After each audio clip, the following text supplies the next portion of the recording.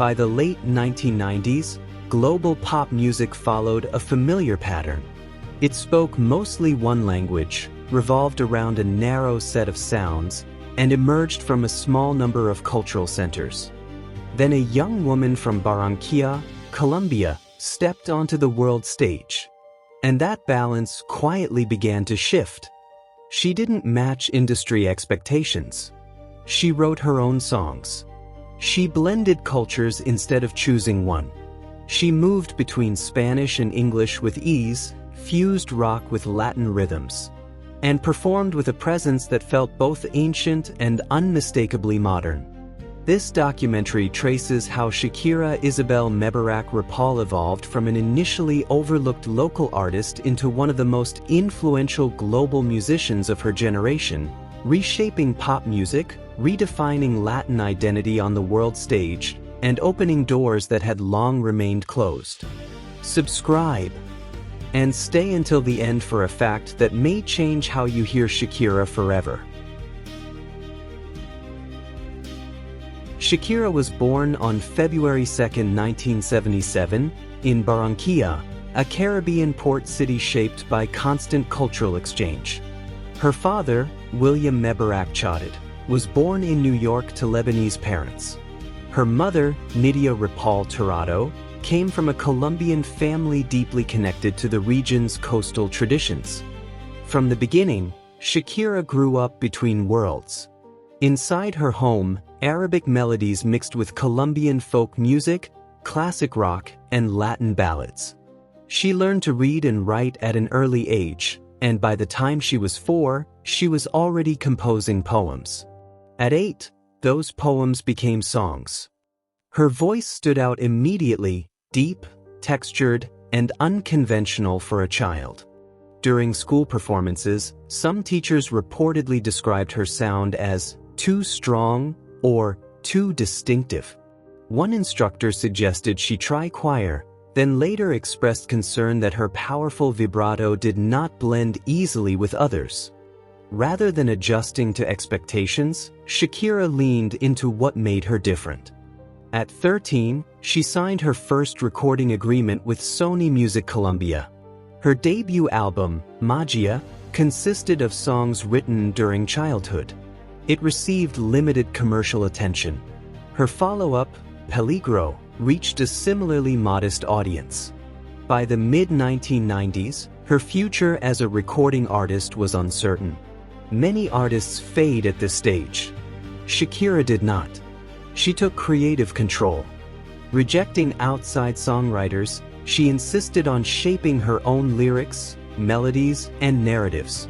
She embraced rock influences, refined her songwriting voice, and sharpened her sense of storytelling. The result was Pais Descalzos. Tracks like Estoy Aquí and Antologia resonated across Latin America, not because they followed trends, but because they felt personal and sincere. The album went on to sell over 5 million copies worldwide, establishing Shakira as a major continental artist. 2 years later, she pushed further. Donde Están los Ladrones? 1998 combined rock energy, Latin pop structures, and introspective songwriting with new confidence. It was later recognized by Rolling Stone as one of the most important Latin albums ever released. Shakira was no longer simply successful. She was redefining what a Latin pop artist could be. Yet her most ambitious step was still ahead. By the end of the 1990s, Shakira faced a pivotal decision. Should she remain one of the most successful Spanish-language artists in the world, or attempt a transition that few had managed on their own terms? She chose uncertainty.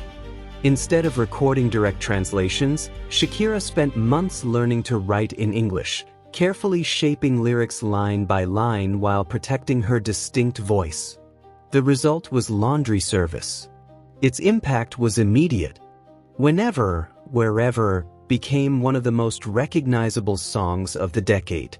Its fusion of Andean instrumentation, pop rock structure, and unmistakable vocal delivery stood apart from anything else on international radio at the time. The album sold more than 13 million copies worldwide. Shakira had crossed linguistic boundaries without abandoning her cultural identity. As Billboard later observed, her success demonstrated that global pop did not require cultural simplification, it required authenticity. What followed was a period of remarkable creative expansion. She released Fijación Oral, Volume 1 in Spanish and Oral Fixation, Volume 2 in English in 2005, allowing both sides of her musical identity to exist in parallel.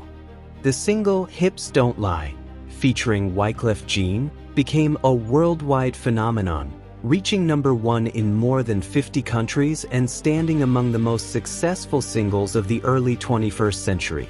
But the significance went beyond sales. Shakira's rise altered industry assumptions.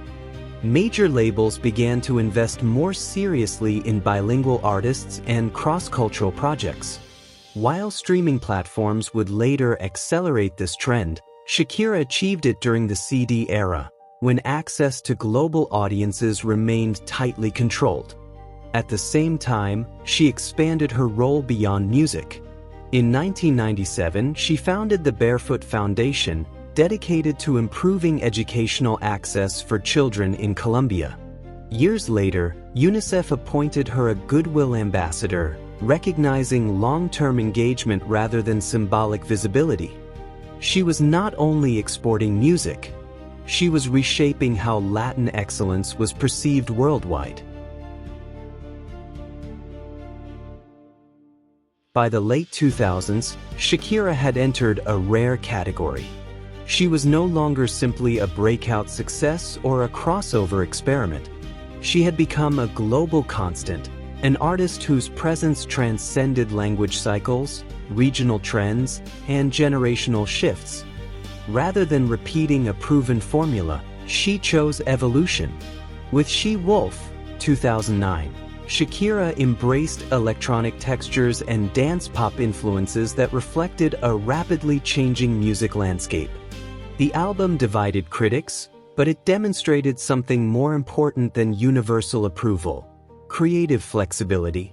She was willing to adapt without abandoning her core identity. The following year marked one of the most visible moments of her career. In 2010, Shakira released Waka Waka, This Time for Africa, the official song of the FIFA World Cup. The track became one of the most widely streamed and broadcast songs of its era, introducing her music to audiences far beyond traditional pop markets. More than a hit, it was a cultural moment, one that positioned a Latin artist at the center of a truly global event. That same period brought a shift in her personal life. Shakira entered a long-term relationship with Spanish footballer Gerard Piqué. Together, they later welcomed 2 children, Milan and Sasha. For several years, she became more selective about public appearances, focusing on balance rather than constant exposure. But balance did not mean retreat. In 2017, Shakira released El Dorado, a project that marked a confident return to Spanish-language music during a period when Latin pop was gaining renewed global momentum. The album earned the Grammy Award for Best Latin Pop Album, confirming her continued relevance across eras and languages. Behind the scenes, this phase demanded resilience. Years of touring and recording required careful physical recovery, leading her to pause certain scheduled performances while prioritizing long-term health. Rather than framing this as a setback, Shakira spoke openly about discipline, patience, and sustainability, reinforcing an image of professionalism rather than vulnerability. By the end of the decade, her position was clear. She was not following trends. She was moving alongside them, and often ahead of them. In 2020, her Super Bowl halftime performance alongside Jennifer Lopez became one of the most discussed shows in the event's history. It celebrated Latin culture on one of the largest entertainment stages in the world, reaching hundreds of millions of viewers. The message was unmistakable. This was not a revival. It was continuity. Entering the 2020s, Shakira occupied a position few artists ever reach. She was no longer measured by chart dominance alone, but by cultural permanence. Her releases during this period reflected clarity and independence, resonating with audiences through direct storytelling and renewed creative confidence. Rather than chasing youth trends, she focused on voice, lyrical, emotional, and artistic. As Rolling Stone noted, Shakira's lasting contribution was not confined to a single era or genre. It was structural. She normalized multilingual success. She proved genre fusion could be global. She demonstrated that long-term relevance did not require constant reinvention, only honest evolution. Her influence is now visible across the music industry. Bilingual hits dominate global charts. Latin rhythms are embedded in mainstream pop. Artists from multiple regions move freely between languages and markets. 2 decades earlier, this landscape was rare. Today, it is expected. Beyond music, Shakira's legacy extends through education initiatives, cultural representation, and long-term advocacy for access to learning, particularly in underserved communities. Her philanthropic work remains grounded in consistency rather than publicity. She became, in many ways, a blueprint, not just for artists, but for how global culture itself could function. Shakira's story is not defined by a single breakthrough or a single sound. It is defined by persistence. She faced early resistance. She crossed borders carefully. She rewrote expectations step by step, without erasing where she came from. Her career demonstrates that global success does not require cultural compromise. It requires patience, discipline, and a willingness to remain distinct in systems designed for uniformity. She did not simply adapt to the world. She helped the world adapt to new voices. The question her journey leaves behind is not whether music can travel.